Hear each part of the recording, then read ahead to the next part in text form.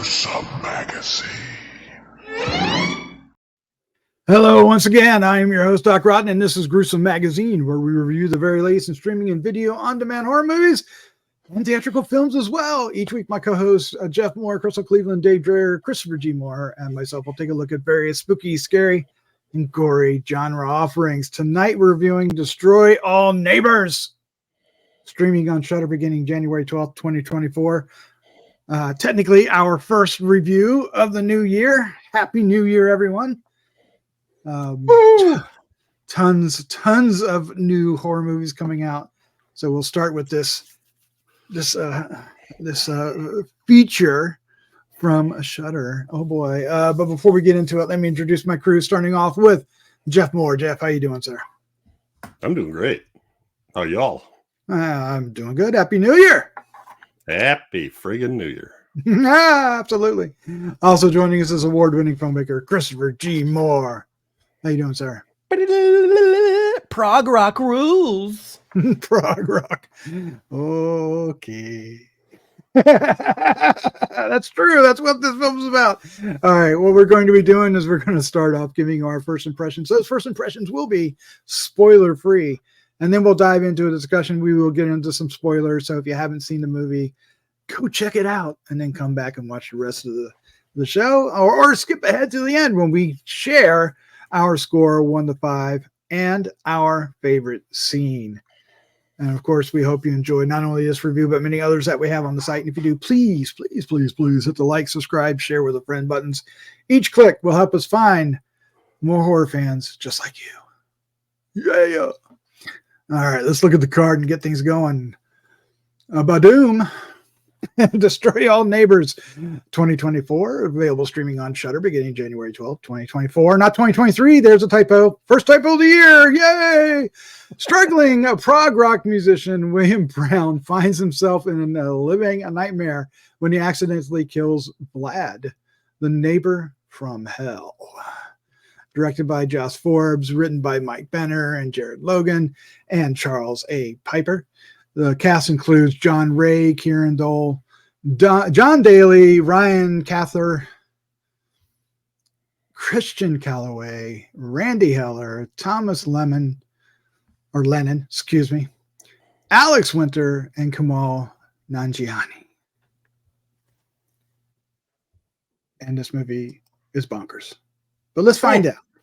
Let's find out what our first impressions are, starting off with award-winning filmmaker Christopher G. Mohr.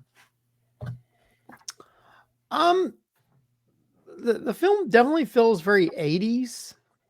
And I will say that I was really interested in seeing this, but I don't know. I wasn't into it. Let's just say that much. I do love a lot of the sort of the wacky effects in the film, which I know many years ago, Alex Winter made a film called Freaked that I really loved. It feels in that kind of same vein with sort of the goofiness and the crazy sort of characters. It has a little bit of Beetlejuice and a lot of other things in it. But for some reason, it felt a little bit disconnected to me. I mean, I kind of like the fun visual flair of parts of it. There's a really fun nightmare sequence that feels like the goofy version of Freddy Krueger. But by the end of it, I was like, I don't. And maybe it's just because the Jonah Ray Rodriguez, his character is so annoying that it doesn't. By the end, it's like I don't. It almost feels like a bad Adam Sandler film at parts, especially the end. So I don't know. I think I could see what they're going for, and there are a few parts that made me laugh or were kind of interesting, but for the most part, I was kind of like I wasn't really into it. Even though I appreciate what they're going for, but it's such a, and it's definitely sort of a unique idea, I guess, but it just didn't work for me. I was kind of bored in parts of it, and I shouldn't be in something that's sort of like a horror comedy. And I love horror comedies. But again, I don't know. It seemed a little bit off for me, but I do appreciate what they're going for. But it wasn't. It wasn't a film for me, I guess. Wasn't a film for you. All right. Jeff Mohr, what was your first impression of Destroy All Neighbors? Well, this is a really hard film to describe, at least for me. So Yeah. I started off thinking, so the character, Jonah Ray's character, William Brown, Willie, Billy, whatever they called him, is the kind of guy that he wears on me really quick. He's just like this super nebbish stud, speaking phrases, never finish a sentence, never finish a thought, just being an idiot with his significant other. And so right off the bat, I was in a little bit of a bad mood when I started watching the movie. No, bad mood's not good. There was a period of the first, I'd say 30 minutes or so where I'm just like going, oh my God. But at the end of the movie, in the last third of the movie, I did a self check, and I had a big grin on my face. So it pulled me around, and I loved all the crap with his neighbors, and I mean all of it. We introduced them, which was, but. And we're not doing I'm not doing spoilers yet, so I won't say what happens with all his neighbors. But and I'm not a the title says, destroy all neighbors. But the ways in which that happens, and I'm not a prog rock fan, although I would say I was a fan of Yes, which I think was considered prog rock. I don't know. So it's probably like anything. I just like good music. But anyway. By the time I was done, I enjoyed this. Okay. Oh, okay. All right. And I love the Alex Winter character. He was a hoot. Sounds good. Oh man, I'm more in Christopher's camp here. I was really looking forward to this. It looked zany and off the wall and refreshing and original, and in spots it actually is. There are high points in this that are really high. They're really fun elements of this, but there are some boring lows in this that made me just kind of want to check out, and most of it's due to basic plot elements. The main character is hard to root for. The conflict is not that interesting for him. I think I agree with more like all the opposing people than him. The story, so when it relies on the story itself, it falls apart. But when it dives into the effects, which are a lot of them are very practical and a lot of fun, it really elevates to an enjoyable film. And then the third act happens, and I wasn't about the third act. I really did not like the end of this movie. The conclusion. Once they get back to the studio, it's all about this prog rock thing. I was ready to turn it off. It disappointed me greatly. But there are elements in the second act where things happen to certain individuals, and they're really gruesome and gory and over the top, but never scary, never sickening gory. It's always playful gory, right? It's not like exploding heads from scanners. It's more like, I don't know, what would you say? It definitely has, gore that I would love when it was VHS, when we were renting VHSs. It would just be, I'd just watch it just for the gore alone and the effects.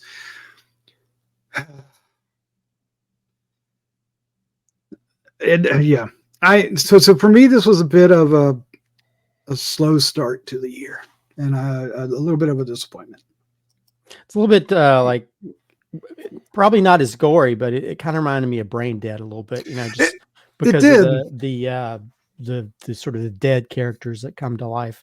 I mean, it especially the extremity of how they end up. Yeah, and I will say, like, it kind of makes me miss the goofy Alex Winter stuff, because I think you could tell he had a lot of fun sort of playing that Vlad character, and he actually shows up again as like a lawyer. So it's kind of cool to see him play him a normal character, and then play this sort of bigger than life character, which I think he got to play a little bit with that with the last Bill and Ted movie as well. But yeah, I think the strength is the special effects, because there's a burnt landlady puppet. Before you get too far in this, I just want to remind everybody we're in spoilers now. Spoilers, so if you haven't seen it, skip ahead to the to the wrap up. But go ahead with the burnt. But yeah, the burnt puppet, and then you have like all the because he cuts up the Vlad character. You have all the different body parts. There's this part where his intestines and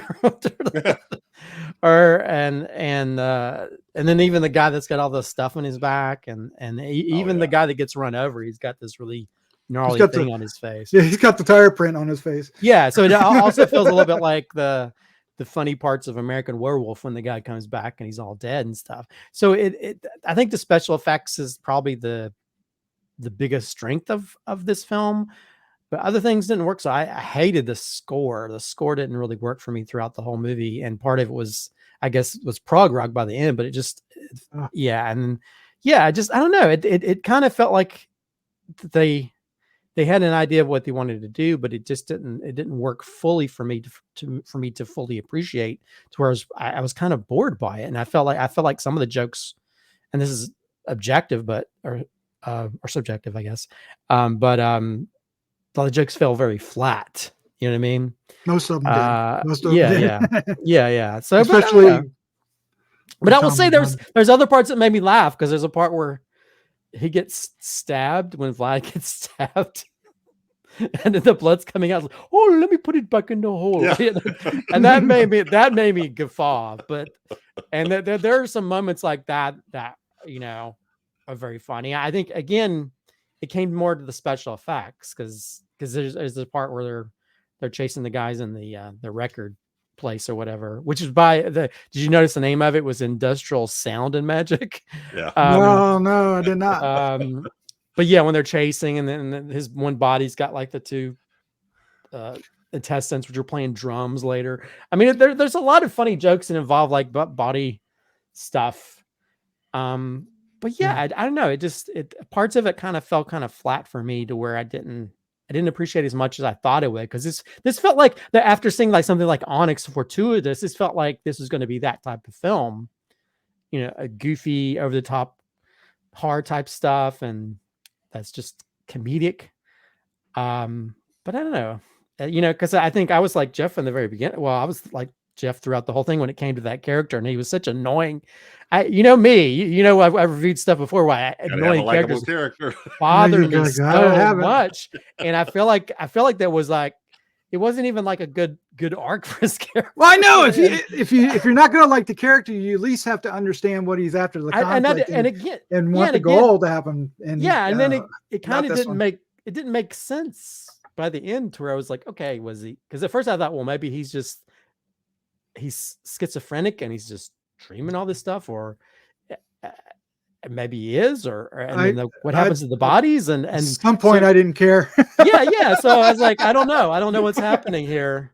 And then the girlfriend's like, oh yeah, I'm okay with you, even you killed all these people. I was like, I think the ending just felt like Adam Sandler has stepped in. We're just gonna we're gonna make this big goofy thing that doesn't make a lot of sense. Yeah, so it was like the Pick of Destiny movie that Jack Black did. But the ending felt very much like that. So I don't know. I think I'm very frustrated with it, because I really thought I was going to really enjoy this, because it felt like it was right up my alley. And well, the visuals they have in the trailer and on the poster, get you really excited. Let's take a look at some of the characters, just so sorry Christopher. Oh, you're good. So that's the main guy, but they've got the hand coming out of the head. That's interesting. Which There's doesn't happen in the movie. No, but there's Vlad, right? Thank you, Jeff. And there's the puppet, which is, for me personally, that's the highlight. I loved that character. That is a great practical puppet. Yes. Yeah, the eyes would move and stuff. Yeah. And then there's the girlfriend, and then there's Yeah. who was unfortunately terribly unfunny. So for me, Sorry. I was really bored and annoyed with it until he finally goes down to Vlad's apartment. Mm-hmm. Mm-hmm. And that was when it kicked in for me. So all the stuff with Vlad, how like Christopher talked about how he knocked him backwards on that, I think it was a piece of workout equipment or something. Yeah, the pole from the workout equipment. Hollow pole that sticks out of him, and he starts trying to scoop the blood up back into the hole at the end of the pole, and then something happens and he knocks his head off, and then he takes him into the thing and starts cutting him up with the electric. I don't know why. I was digging that, and then also the thing with the guy across the pig guy. What was his name? Was it Philip or something like that? Anyway, the one that gets all the stuff stuck in his back. Yeah, he just kept stabbing stuff into. He just kept grabbing stuff on the counter, stabbing something in the guy's back in the back, and then later when they're at the studio, then he's using that as his weapons quiver. I loved it, and then these guys are running down the hallway, and one of Vlad's loose legs just sticks out and trips. Kicks him in the nuts. Yeah, there was something about just the dismembered body doing stuff that you would do with the body, anyway. And one time the leg was bouncing away from the van. It's like hopping away. All that stuff I liked, and I kind of like the derelict character, and I can't even remember Augie. Where's my crescent roll? What was he looking for? Was that it? Where's my crescent roll? Croissant. Where's my croissant? That's it. We call them crescent rolls in Iowa, but anyway. No croissants for you. All right. Yeah. So anyway, I enjoyed it. The music, I could care less about the music. It wasn't irritating to me once they got out of the whole, I don't know how loud it was. I dug it when he went back. I mean, that whole thing with the circuit box and he fixes the circuit breaker for the landlord. I'm like, what the hell is he doing? And then, looks like she stuck a screwdriver in there. She's fried to a crisp. And then they go in and find out she's like, what is she? Some like super groupie or something? She's got these. She's got guitars and the three-necked guitar, and then the whatever the other one was, the Magna guitar or something, mega guitar. I don't remember this monster thing. I just dug all that stuff. It was just the first part when all we're doing is setting him up as annoying and setting up his neighbor as annoying and setting up. Once they all got together, I wasn't annoyed anymore. I don't know. Yeah, I don't know if I like the Dog Day Afternoon aspect of it, being trapped in the thing to record. It was so weird and stupid. But oh well. Yeah, again, you watch this movie for the effects, not necessarily the story. It's well worth the watch for that alone, I think. But I don't know if it's going to be.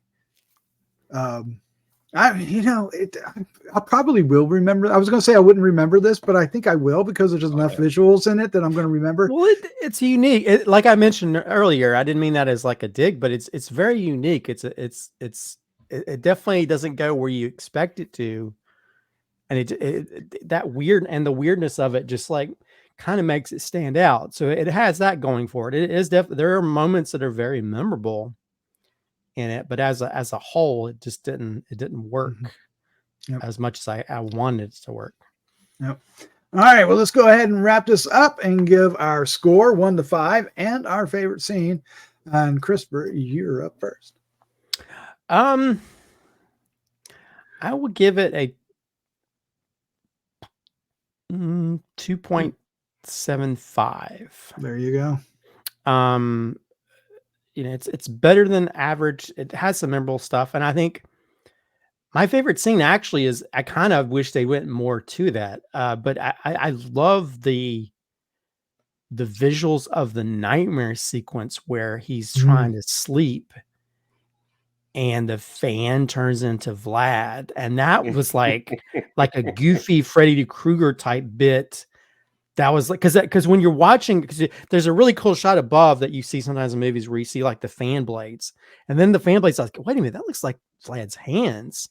And then you see his head's like in the middle of it.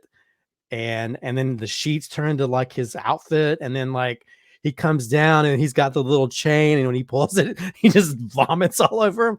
I was like, no, man. I was like, man, if this movie was like this, where Vlad had become like this sort of goofy, Freddy Krueger type character, this movie would have been bonkers amazing. And I just wish they'd went more for that. I will say that there were parts where I kind of wish that we had subtitles, because I couldn't understand half the stuff Vlad was saying. It was kind of, because there's a part where he's got the mouth. music very loud, and he's also got that accent that's very heavy, and so I couldn't understand half the stuff he was saying when it wasn't quiet. Even when it was quiet, sometimes I couldn't understand it. So I think that's probably his performance was so believable. The heavy accent, you couldn't hear it.